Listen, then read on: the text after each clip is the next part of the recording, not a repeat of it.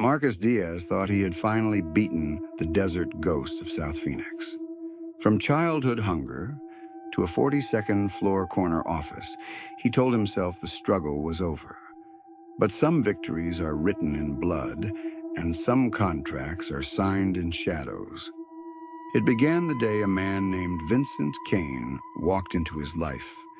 In the lobby of Diaz Enterprises, no appointment, no explanation, just a handshake that felt like ice despite the Phoenix heat. His reflection didn't match in the glass. His smile showed too many teeth, and every deal he offered seemed to make Marcus richer and emptier. Within months, Marcus's wife stopped recognizing the man she married. His daughter stopped asking when he'd come home, and his mother, the only person he still trusted, looked into his eyes and whispered, "Mijo, you're selling more than products. You're selling your soul." The truth is terrifying. Vincent Kane wasn't just a businessman. He was something older, hungrier, feeding on greed itself. And Marcus was about to learn that breaking a demon's contract demands a price no fortune can cover.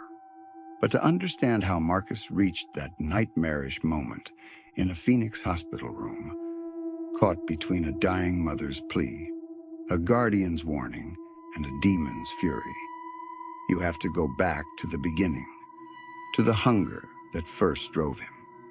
What Marcus Diaz discovered about the price of unlimited wealth should have stayed buried in the desert heat of Phoenix.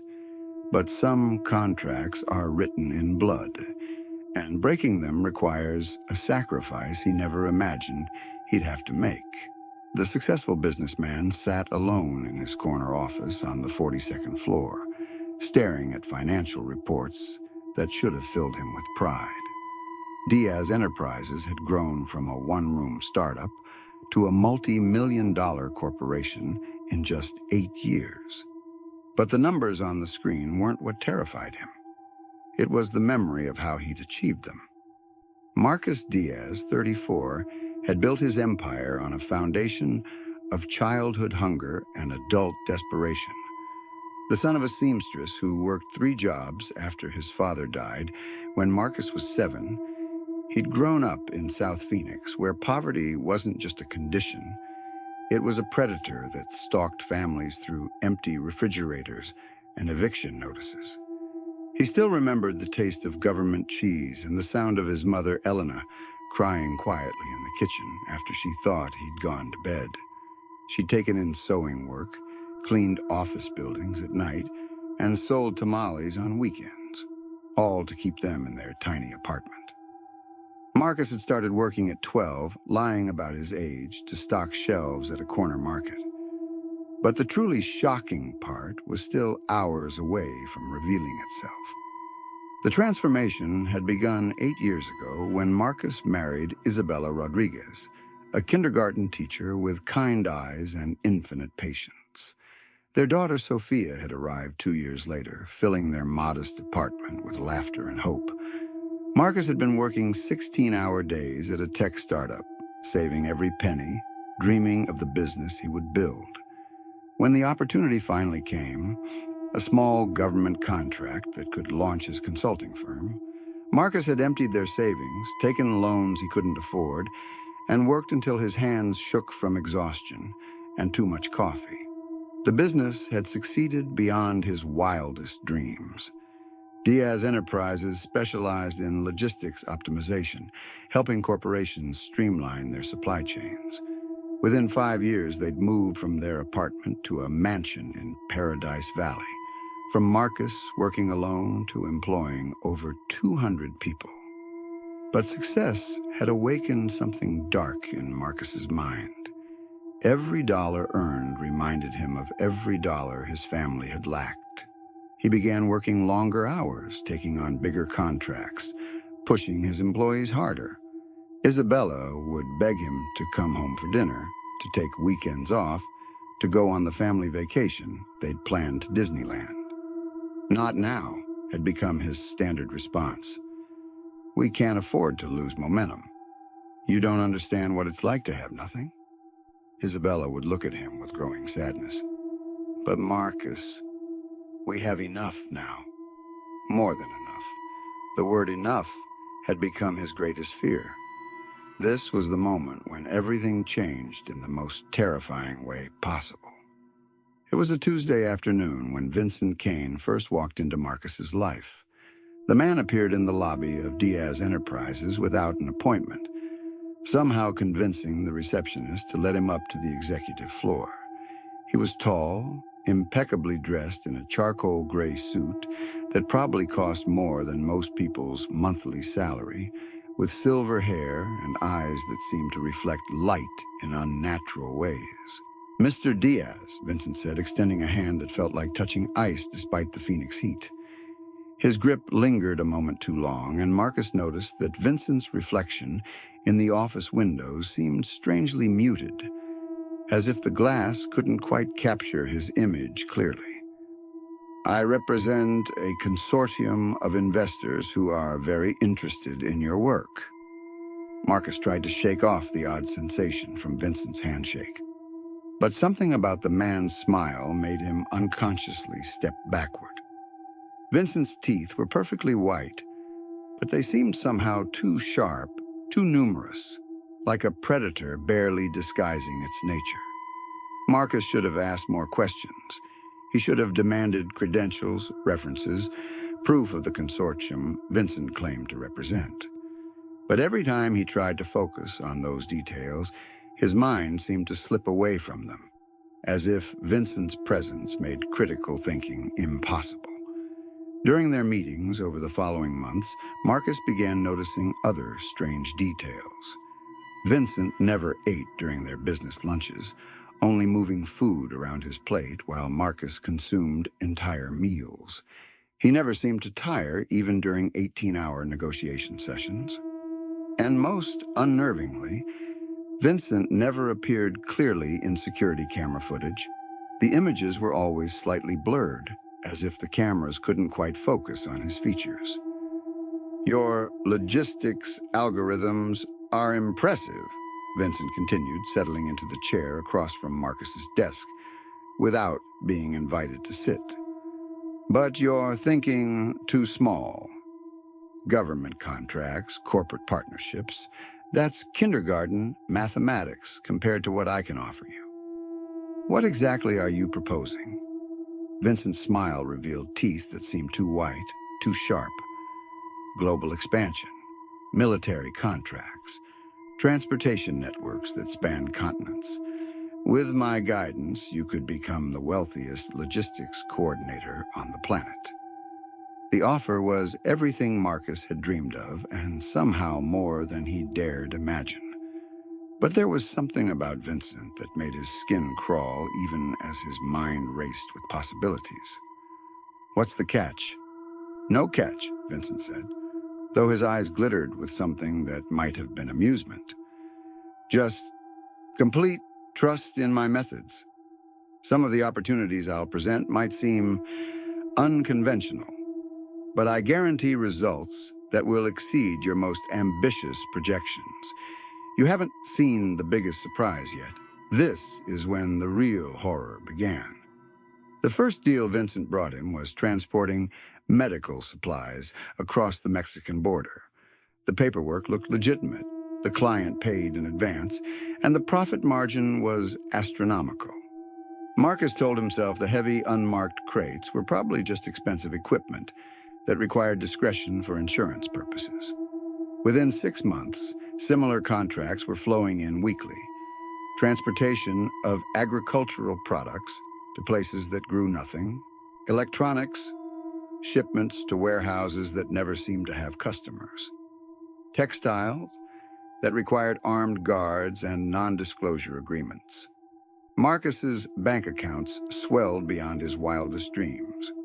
He bought a second house in Scottsdale, a yacht he never used, cars worth more than his mother's annual income.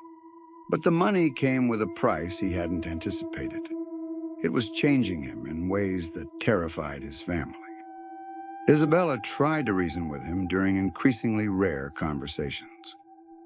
"Marcus, some of these contracts, they don't feel right.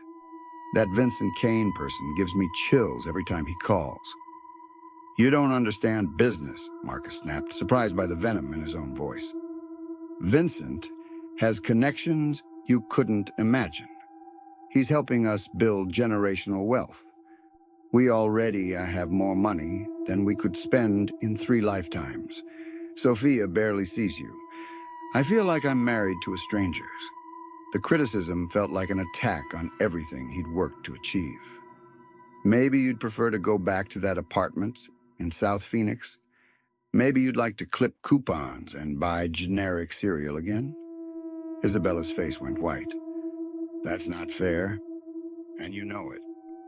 But Marcus was already walking away, Vincent's voice echoing in his mind.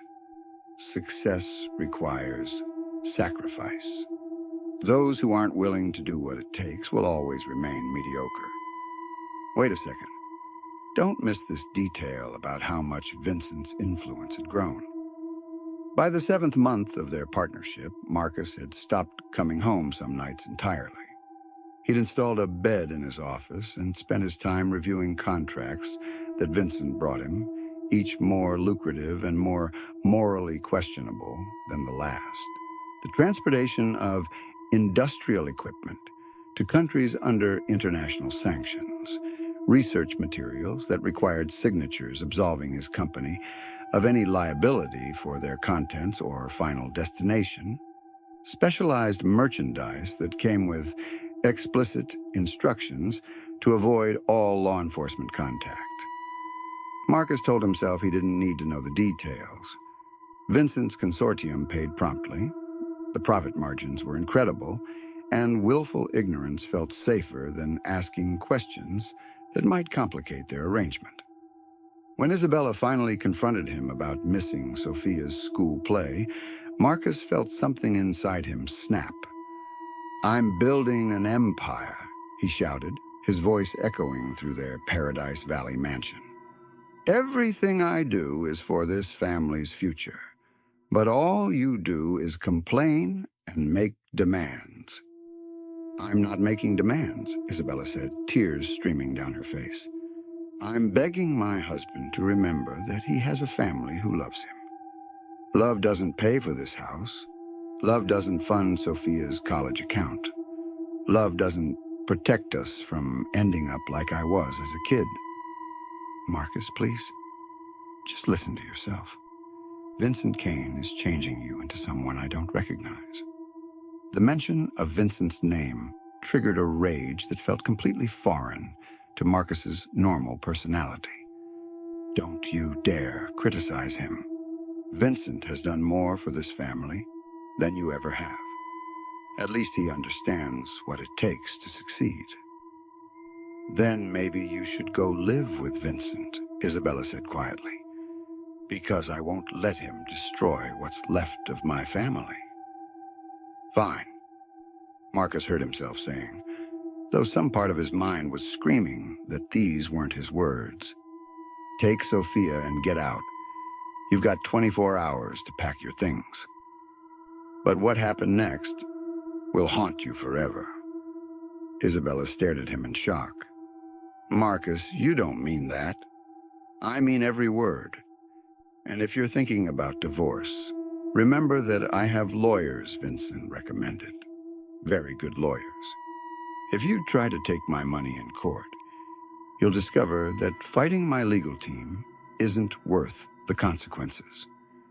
The threat was delivered in a voice that Marcus barely recognized as his own, cold and calculated in a way that made Isabella step backward. She'd never seen this side of him before, and the fear in her eyes should have snapped him back to reality. Instead, it made him feel powerful. Isabella packed their belongings that night while Sophia cried, confused about why they were leaving their home. Marcus watched from his office window as they loaded their car, feeling simultaneously victorious and hollow. The only person whose opinion still mattered to him was his mother, Elena. She'd moved to a comfortable senior living apartment that Marcus paid for, and she was the one relationship he'd maintained despite Vincent's growing influence over his life. Elena had watched her son's transformation with the quiet wisdom of someone who'd survived poverty and understood its psychological scars. When he visited her the day after Isabella left, she made chamomile tea and waited for him to explain himself. Mama, Isabella didn't understand the business world. She wanted me to turn down opportunities that could secure our family's future for generations. Elena studied her son's face with sad, knowing eyes. Mijo, what kind of future are you building if you have no family left to share it with? I'm protecting us from ever being poor again, from ever going hungry, ever worrying about rent, ever being happy. Elena interrupted gently. Marcus, I've watched you become someone I don't recognize. This Vincent person you work with, he's not good for you. Money is important, but it's not more important than love. Marcus felt the familiar anger rising. You don't understand modern business, Mama. Vincent has shown me opportunities that most people can't even imagine. I understand evil when I see it, Elena said quietly. And I see it in your eyes now, mijo. Whatever Vincent is offering you, it's costing you your soul. This was the moment when everything changed fundamentally. 3 months later, Elena was diagnosed with stage 4 pancreatic cancer. The doctors gave her 6 weeks to live. Marcus threw money at the problem with desperate fury. He flew her to MD Anderson in Houston, to experimental treatment facilities in Switzerland, to specialists in Japan who claimed revolutionary new therapies. Vincent even provided contacts for off-the-books medical researchers who promised miraculous cures for the right price. Nothing worked. The cancer spread faster than any treatment could control it, and Lena grew weaker by the day. For the first time since Vincent had entered his life, Marcus felt genuinely powerless. All his wealth, all his connections, all his supposedly limitless resources meant nothing against the biological reality of his mother's failing body. He'd moved Elena to Scottsdale Memorial Hospital for palliative care when the end became inevitable.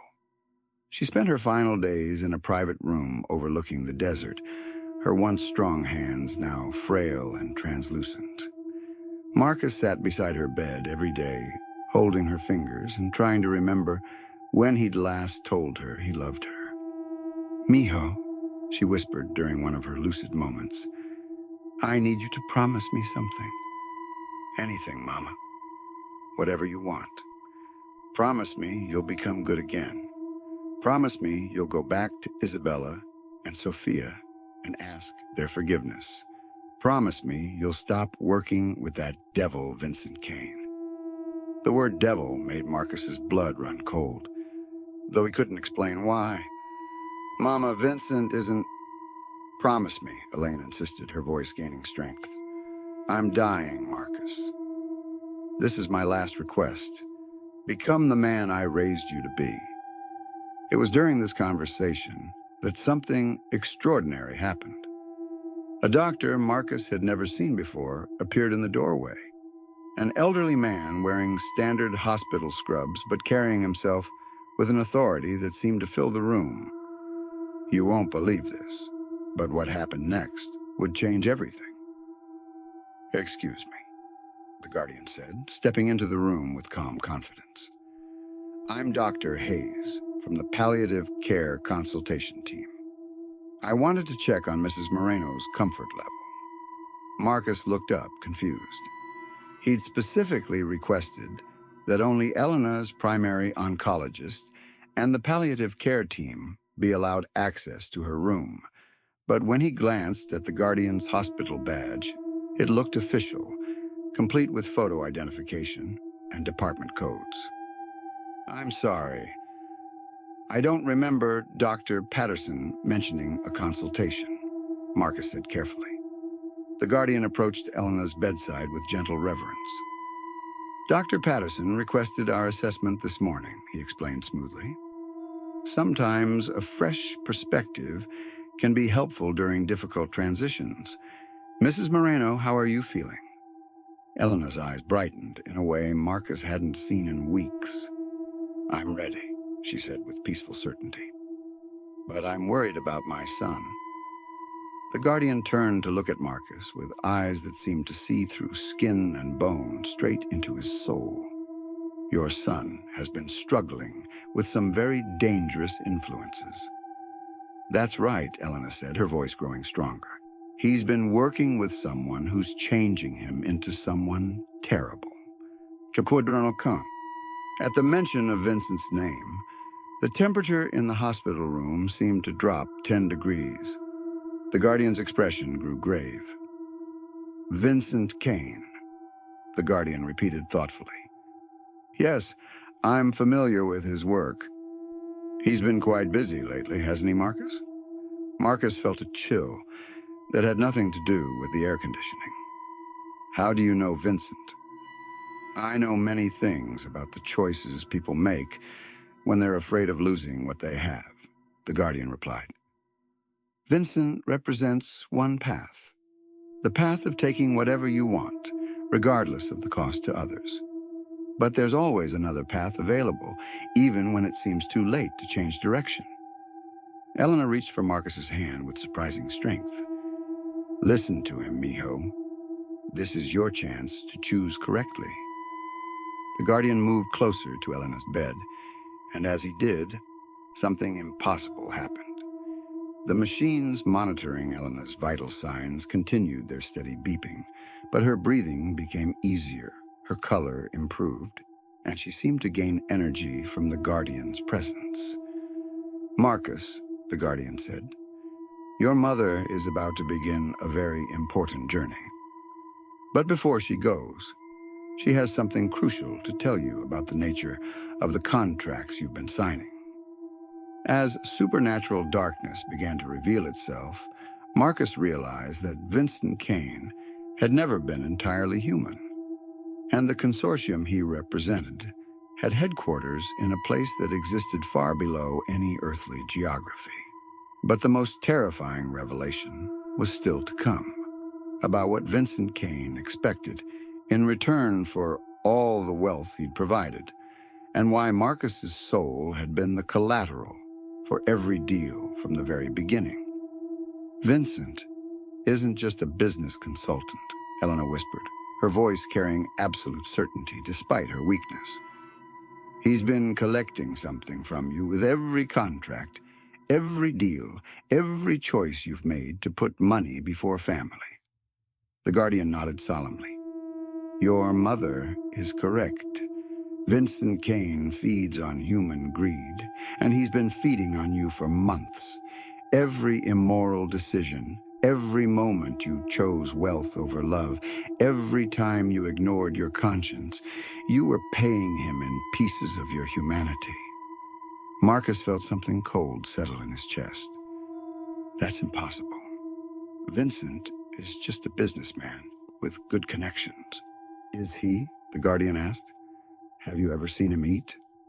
Have you noticed that he never seems to age, never gets tired, never appears in photographs clearly?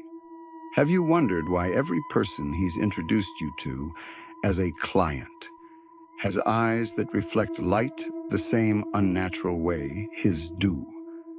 The questions hit Marcus like physical blows because, now that someone had pointed them out, he realized they were all true. Vincent's business cards were always slightly warm to the touch.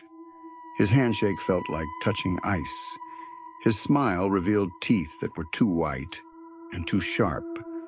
And the contracts Marcus had been signing weren't just for transportation services. They were authorization forms for the movement of human souls. What you've seen so far is nothing compared to what Marcus still refused to admit. Despite the growing evidence that Vincent Kane was something inhuman, despite his mother's dying warnings, despite the guardian's clear explanation of the supernatural trap he'd walked into, Marcus still couldn't bring himself to accept the reality of his situation. Even if what you're saying is true, he said desperately, I can't just walk away from everything I've built. My company employs 200 people. I have contracts worth millions of dollars.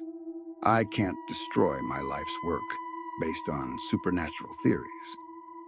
Elena struggled to sit up in her hospital bed, using what remained of her strength to look directly into her son's eyes. Marcus, your life's work was supposed to be building a family, creating love, making the world better for the people you care about. Instead, you've been helping something evil transport suffering across the world. The guardian placed a gentle hand on Elena's shoulder, and as he did, her pain seemed to ease visibly. Mrs. Moreno is correct. The agricultural products you've been moving are weapons. The medical supplies are drugs that destroy communities. The electronics are surveillance equipment used to oppress people fighting for freedom. But I didn't know, Marcus protested, though his voice lacked conviction. You chose not to know, the guardian replied with quiet firmness. Vincent Kane offered you willful ignorance in exchange for unlimited profit, and you accepted that bargain gladly. Elena reached for Marcus's hand again, her fingers trembling, but her grip surprisingly strong. Mio, it's not too late to choose differently. But you have to decide right now while I'm still here to see it.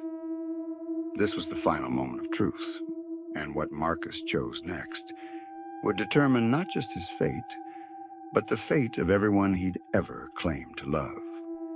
The decision seemed impossible. Walking away from Vincent Kane would mean losing everything: the wealth, the business empire, the financial security he'd fought so desperately to achieve. But staying would mean losing his mother's respect, his family's love, and whatever remained of his own soul. As Marcus wrestled with the choice, Elena's breathing became more labored, her skin taking on the gray pallor that meant her time was running out. Mama, he whispered, tears streaming down his face for the first time in months. I'm scared. I don't know how to go back to being the person you raised me to be. Elena smiled with infinite gentleness. You start by saying no to Vincent Kane. You start by giving away the money you earned through his contracts. You start by going to Isabella and Sophia and asking their forgiveness, even if they can't give it to you right away. What if they won't take me back? Then you keep trying to earn their forgiveness every day for the rest of your life, Elena said. That's what love means, mijo. It means never giving up on the people who matter most. The guardian stepped closer to Elena's bedside, and as he did, something miraculous and terrifying happened simultaneously. Elena's pain completely disappeared. Her breathing eased, and she seemed to glow with a soft, warm light that had nothing to do with the harsh, fluorescent hospital lighting. But Marcus could also see something else, translucent figures beginning to gather around his mother's bed, some in clothing from decades past, all wearing expressions of welcome and peace. His father was among them, looking exactly as Marcus remembered him from childhood, extending his hand toward Elena with infinite love. Your mother's journey is beginning, the guardian explained gently. But whether you'll be able to follow her path of redemption depends entirely on the choice you make in the next few seconds. Elena looked at Marcus one last time with eyes full of hope and love. Choose correctly, my son. Choose love over fear. Choose family over money. Choose to be the man I know you can be. And then she closed her eyes for the final time, her face peaceful and serene. But just then, the doorbell rang in their hopeless situation. Just as Elena's spirit began to separate from her physical body, Marcus heard a familiar voice from the hospital corridor. Vincent Kane's voice, cold with supernatural fury. Marcus, Vincent called, his usual smooth charm replaced with barely contained rage. We need to discuss some Contractual obligations you seem to be forgetting. The guardian straightened, his entire demeanor changing from gentle compassion to protective authority. Vincent, Kane has no power in this room, he said firmly. This is a place of transition, of choice, of redemption. Evil cannot enter here unless it's invited. But Marcus could feel Vincent's presence like a cold pressure against his skull, trying to influence his thoughts the way it had for months. The temptation was overwhelming. Vincent was offering him a way to keep everything he'd gained, to have his wealth and his family both, if he would just sign one more contract. Marcus, Vincent's voice seemed to echo inside his mind. Your mother's gone. Nothing you do now will bring her back, but you can still salvage everything we built together. All those people who depend on your company for their jobs. Do you really want to destroy their livelihoods for sentimental reasons? The argument was persuasive and familiar. Vincent had been using variations of it for months, always finding logical reasons why Marcus should ignore his conscience and choose profit over principles. But as Marcus looked at his mother's peaceful face, something fundamental shifted inside him. No, he said quietly, then louder. No. I won't sign anything else. I won't transport anything else for you. Whatever our agreement was, it's over. Vincent's fury was so intense that the hospital room's temperature plummeted to sub-zero levels instantly. The windows frosted over completely, and Marcus's breath came out in sharp white puffs. But Vincent's rage went far beyond mere temperature changes. The supernatural entity dropped all pretense of humanity. His business suit dissolved into writhing shadows. His carefully maintained appearance melted away to reveal something ancient and terrible. Vincent Kane wasn't just a demon. He was something that had been feeding on human greed for millennia, growing stronger with every soul he corrupted. You belong to me? Vincent snarled, his voice now echoing from multiple dimensions simultaneously. The very air in the room began to thick and oppressive, as if reality itself was bending around his supernatural presence. Every contract you signed was written in your own greed. Every immoral decision strengthened my hold on you. Your soul is mine by right of conquest. The guardian stepped between Marcus and the approaching horror, but Vincent's power was immense. Hospital equipment began shorting out and cascading failures. The lights flickered wildly, and the walls themselves seemed to bow inward under the pressure of Vincent's rage. One old man in a doctor's coat? Vincent laughed, a sound like breaking glass and screaming wind. You think that's enough to break chains forged from 8 months of corruption? I am Vincent Kane. I am the Prince of Avarice. I have claimed the souls of kings and emperors. The guardian remained calm, though the supernatural assault was causing the very foundations of the building to shake. Marcus has chosen redemption. That choice breaks every chain you've wrapped around his heart. Vincent's response was to unleash his full power. The hospital room exploded outward, walls crumbling, ceiling tiles falling like deadly rain. But this wasn't mere physical destruction. Vincent was tearing holes in reality itself, showing Marcus glimpses of the hellish realm where souls like his were tortured for eternity. Look, Vincent screamed, forcing visions into Marcus's mind. Look at what awaits every soul who breaks a contract with me. Endless centuries of agony, infinite regret. Choose now, honor our agreement, or suffer forever. The visions were so terrifying, so viscerally real, that Marcus felt his sanity beginning to fracture. He could see himself burning, could feel the phantom pain of eternal punishment, could hear the screams of other souls who had tried to break free from Vincent's control. But just as Marcus felt himself breaking under the supernatural assault, the guardian spoke a single word in a language that predated human speech. everything stopped.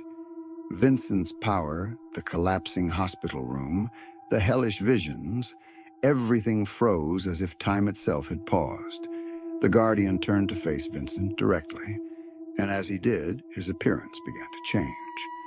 The doctor's scrubs remained, but now there was something unmistakably divine about his presence. Something that made Vincent's ancient power seem like a flickering candle compared to the blazing sun. "Vincent Kane," the Guardian said, his voice carrying the authority of creation itself. "You forget who I am."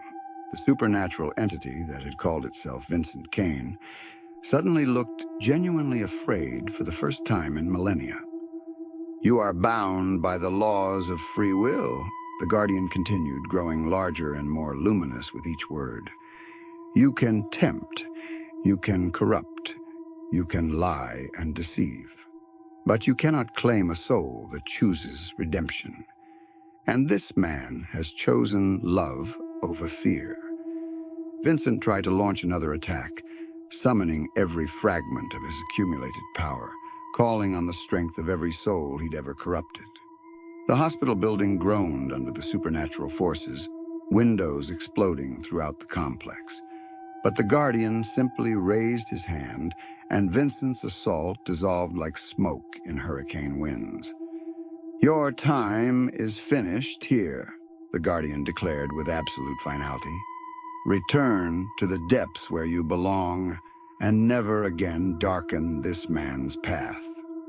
Vincent's final scream of defeat was so intense that car alarms began blaring for miles in every direction.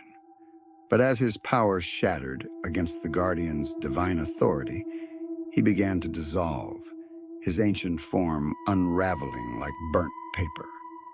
"This isn't over," Vincent hissed as he faded into nothingness. "Others will come. The greed in human hearts will always call to us."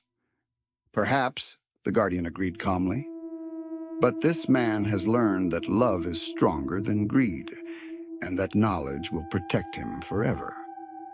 And with that, Vincent Kane vanished completely, his supernatural presence erased so thoroughly that even the memory of his coldness seemed to fade from the air. What happened next as dawn broke will leave you speechless. As Vincent's presence finally disappeared completely, the Guardian turned back to Elena's bedside. Her spirit was clearly visible now, standing beside her physical body and glowing with gentle light. "Are you ready, Mrs. Moreno?" the Guardian asked with infinite gentleness. Elena looked at Marcus one more time, her spiritual form radiating love and approval. "I'm proud of you, mijo," she said, though he wasn't sure if he heard the words or felt them directly in his heart. "Take care of Isabella and Sophia. Show them every day how much you love them." The Guardian extended his hand to Elena, and as she took it, both of them began to fade from Marcus's sight. But just before they disappeared entirely, the Guardian turned back to Marcus with a slight smile. "Remember this moment," the Guardian said. "Remember that love is always stronger than fear, and redemption is always possible for those brave enough to choose it." And then they were gone, leaving Marcus alone in the hospital room with his mother's peaceful body and a completely transformed understanding of what really mattered in life. The next 18 months were the hardest of Marcus's existence, but also the most meaningful. Working with a team of forensic accountants and corporate lawyers, he began the complex process of unwinding every contract connected to Vincent Kane's network. He liquidated assets systematically, selling the legitimate divisions of Diaz Enterprises to competitors who could maintain the honest jobs while eliminating the transportation operations entirely. The legal work was exhausting. Dozens of depositions, regulatory investigations, and civil lawsuits from clients whose illegal shipments had been abandoned mid-transit. Over time, he donated $47 million to organizations that help trafficking victims, provided addiction treatment, and supported communities destroyed by the weapons and drugs his company had unknowingly transported. The company shrank from 200 employees to 12, with generous severance packages for everyone who lost their positions due to Marcus's decision to close the corrupted divisions. His personal wealth dropped by 95%, leaving him with enough to rent a modest apartment and support Sophia's basic needs, but nothing resembling his former luxury. But he discovered something Vincent Kane had never taught him, that losing money felt infinitely better than losing his soul. Isabella didn't take him back immediately. The damage to their relationship was too severe, the trust too thoroughly broken. But she agreed to let him see Sophia on weekends, and slowly, over months of consistent behavior change and genuine apologies, she began to believe that her husband might actually be redeemable. "I don't know if I can ever fully trust you again," she told him during one of their carefully supervised visits. "But I can see that you're different now. You're becoming the man I fell in love with." Sophia, with the resilience of childhood, adapted more quickly to having her father back in her life. Marcus taught her to ride a bicycle in their modest apartment complex parking lot, read her bedtime stories that actually ended with moral lessons, and took her to the zoo where they spent hours watching animals instead of checking stock prices. On the one-year anniversary of Elena's death, Marcus visited her grave in the cemetery overlooking South Phoenix. He brought flowers and a letter describing everything he'd accomplished in the past year: the charity work, the time spent rebuilding his relationship with Sophia, the slow progress toward earning Isabella's forgiveness. As he finished reading the letter aloud, a warm breeze stirred the desert air, and for just a moment, Marcus could have sworn he felt his mother's hand resting gently on his shoulder. Some contracts are written in greed and signed in blood, but the most important agreements are sealed with love and honored through daily choices to put family above fortune, character above cash, and redemption above revenge. After all, there are guardians watching over those brave enough to choose love over fear. And they're always closer than we think, waiting to help us find our way home to the people who matter most.